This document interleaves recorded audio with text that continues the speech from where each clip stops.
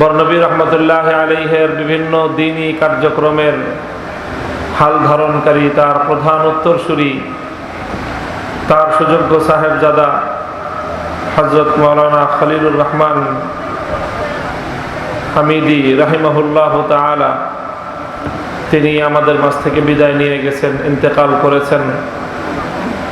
তার জীবন চরিত সম্পর্কে কিছু কথা আলোচনা করার জন্য, তার রুহানি ফয়ুজ এবং বারাকাত হাসিল করবার জন্য এবং তার অসমাপ্ত মিশন সম্মুখের দিকে অগ্রসর করে মঞ্জিল পর্যন্ত পৌঁছানোর লক্ষ্য নিয়ে আমরা এখানে তার অনুসারী বৃন্দ, তার গুণগ্রাহী এবং তার উত্তরাধিকারীরা আমরা এখানে জমায়েত হয়েছি।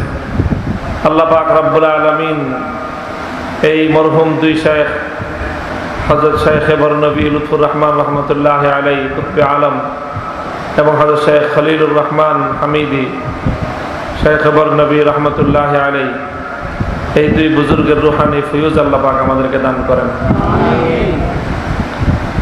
হযরত শায়েখ হামিদি রহমতুল্লাহ আলাইহির সাথে আমার ওয়ালিদ মুহতারাম শাইখুল হাদিস আল্লামা আজিজুল হক নব্বরাল্লাহু মারকাদাহুর এক ঘনিষ্ঠ আত্মার সম্পর্ক ছিল, পারস্পরিক আস্থা এবং ভালোবাসার সম্পর্ক ছিল এবং বহুমুখী দ্বীনি খিদমাতের লক্ষ্যে পারস্পরিক সহযোগিতার সম্পর্ক ছিল। হযরত শেখ খলিলুর রহমান রহমতুল্লাহ আলাইহি, তিনি তার পিতার রেখে যাওয়া প্রধান দুটি আমানত, এই জামিয়া বরুণা এবং আঞ্জুমান হেফাজতে ইসলাম, তিনি আমৃত্য এই দুটির কর্ণধার ছিলেন এবং জিম্মাদার ছিলেন। কুতুবে আলম শেখ লুৎফুর রহমান বরনবী রহমতুল্লাহ আলাইহি সম্পর্কে যতটুকু জানবার সুযোগ আমার হয়েছে, তিনি এই দেশে জাতির মধ্যে শিরক এবং বিদআতের মূলোৎপাটন করে সহিহ ইলম এবং সুন্নাহ, রাসূল সাল্লাল্লাহু আলাইহি ওয়াসাল্লামের সুন্নতের আলো জ্বালবার জন্য ঐতিহাসিক ভূমিকা তিনি পালন করে গেছেন। শিরক এবং বিদআতের বিরুদ্ধে তার যে কৃতিত্ব এবং তার যে অবদান, সেটা শত বছর পর্যন্ত এদেশের মানুষ স্মরণ করবে। আঞ্জুমানে হেফাজতে ইসলাম গঠন করেছেন বহু সেই পূর্বে, অর্ধ শতাব্দী কালেরও বেশি আগে এই আঞ্জুমান তিনি গঠন করে পাড়ায় পাড়ায়, মহল্লায় মহল্লায় সাল্লাল্লাহু আলাইহি ওয়াসাল্লামের আলো প্রজ্বলিত করবার জন্য অভূতপূর্ব অবদান তিনি রেখে গেছেন। আমরা চিন্তা করলে আমি বিশেষ করে বিষয়াভিভূত হয়ে যাই, বিস্মিত হয়ে যাই যে আজ এত ফিতনার মোকাবেলার মুখে আমরা যে সকল চিন্তাগুলি এখন করছি, শেখ লুৎফুর রহমান বরনবী রহমতুল্লাহ আলাইহি আজ থেকে 60 বছর আগে সেই চিন্তা করে গেছেন।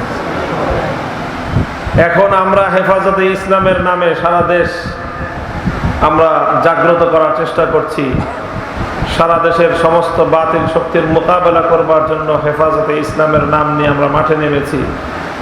এখন আমরা যেই কাজ করছি, মাঠে নামছি, আমাদের জন্মেরও বহু আগে তিনি হেফাজতে ইসলামের লক্ষ্যে মাঠে বিপুল কর্মসূচি পালন করেছেন। এই মহান ব্যক্তিত্বের দূরদর্শিতা এবং তার যে মকবুলিয়া, এটা সবচেয়ে বড় প্রমাণ এই কথা যে তিনি এমন সন্তান রেখে গেছেন। শেখ লুৎফুর রহমান শেখ বরনবী রহমতুল্লাহ আলাইহি, শেখ খলিলুর রহমান রহমতুল্লাহ আলাইহির মতো সন্তান রেখে গেছেন। রশিদুর রহমান ফারুক দামাত বারাকাতুহুল আলিয়ার মতো সন্তান রেখে গেছেন। এই ধরনের সন্তান যারা উত্তম উত্তরসূরি, এরকম উত্তম উত্তরসূরি রেখে যেতে পারা, এটা সকলের কপালে জুটে না।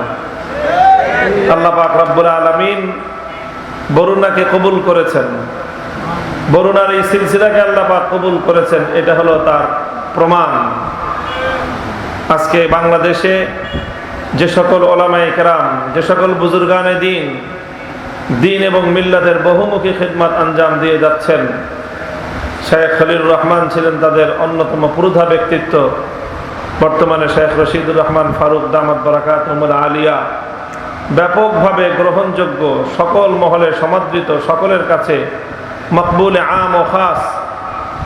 এটি এই বরুণার এই সিলসিলার আল্লাহ পাক রব্বুল আলামিনের নিকটে মকবুলিয়াতের বড় দলিল।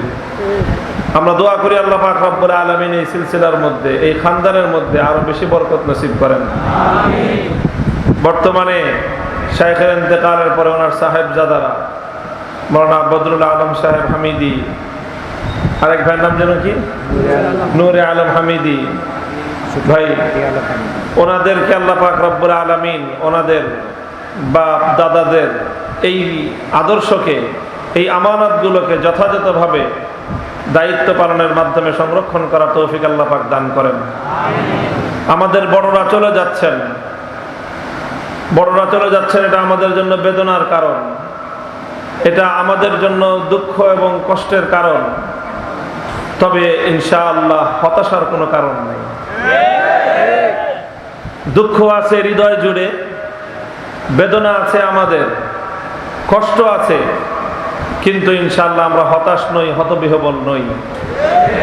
আমরা বরং মনে করি যে তারা আমাদের সামনে যে আদর্শ রেখে গিয়েছেন, যে চেতনা রেখে গিয়েছেন, সেই আদর্শের পতাকা নিয়ে, সেই চেতনার মশাল জেলে আমরা ইনশাআল্লাহ তাদের অসমাপ্ত কাজকে মঞ্জিল পর্যন্ত পৌঁছেই ক্ষান্ত হব ইনশাআল্লাহ।